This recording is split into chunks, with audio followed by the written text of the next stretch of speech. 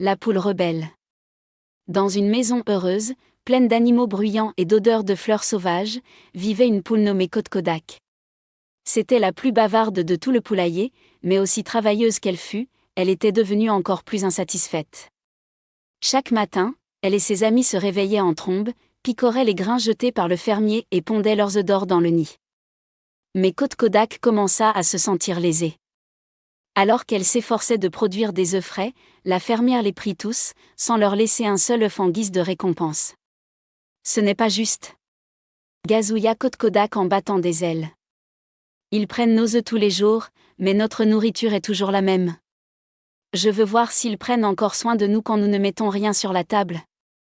Déterminée à imposer sa volonté, Kotkodak annonça solennellement. À partir d'aujourd'hui, je ne pondrai plus d'œufs. Les jours passèrent et le fermier, constatant que sa poule préférée ne pondait plus d'œufs, s'inquiéta. Peut-être qu'elle est malade, dit-il à sa femme. Attendons encore un peu. Mais le temps passa et Kotkodak resta tout aussi rebelle.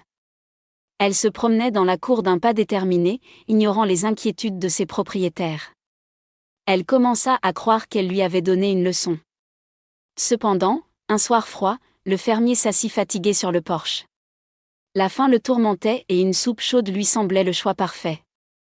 Si elle ne pond plus d'œufs, au moins une bonne soupe devrait être bonne, soupira-t-il. En un instant, le destin de Kotkodak changea.